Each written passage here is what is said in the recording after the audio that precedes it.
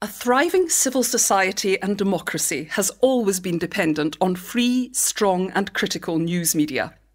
News media enable us to know, to understand, to imagine and to organise to make the world better. Without them, citizens are less informed and less able to offer alternatives. News media are therefore key to holding the powerful to account, to forming political communities and to enabling positive social change. At a time when people depend more than ever on secondary sources of information, the health of public service news media is paramount. Yet traditional media business models are in crisis. The advertising revenues that once resourced news gathering are declining. For example, in 2009, over 100 local and regional newspapers vanished in the UK. You might think that with the rise of the internet, there would be more availability of diverse news. But this is not the case.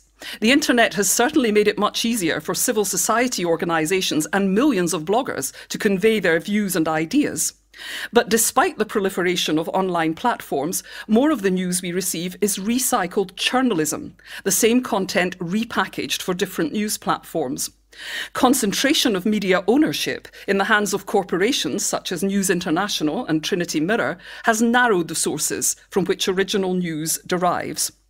Yet in the context of narratives such as big society and government intentions to devolve power and decision-making, the quality and diversity of news media is critical in helping people make informed choices and empowering them to influence public authorities and local decision-makers. Civil society organisations such as the Community Media Association, the Campaign for Press and Broadcasting Freedom and the National Union of Journalists are important players in shaping the media landscape. And community news outlets across the UK and Ireland add new dimensions to the mediascape. But more needs to be done to break the pattern in which powerful public and private sector players fight a zero-sum game over a dwindling audience. The Commission believes that the core characteristics of a healthy news media, including freedom, plurality and integrity, will be best achieved by strengthening the relationships civil society has with news organisations, policymakers and regulators. So what needs to be done? The Commission report, Making Good Society, offers a series of ideas. First, there need to be more policy and financial commitments from local and national governments to strengthen and grow quality local and community media. Secondly, civil society organisations need to be more active in scrutinising news media. Support needs to be given to civil society initiatives that monitor the media and that develop new standards such as kite marks so that people can distinguish accurate news from disinformation. Thirdly, we support the continuation of the licence fee as the best protection for the public nature, quality and critical freedom of the BBC, a global centre of journalistic excellence. This is not to say that the BBC should not be challenged to fulfil its role more effectively.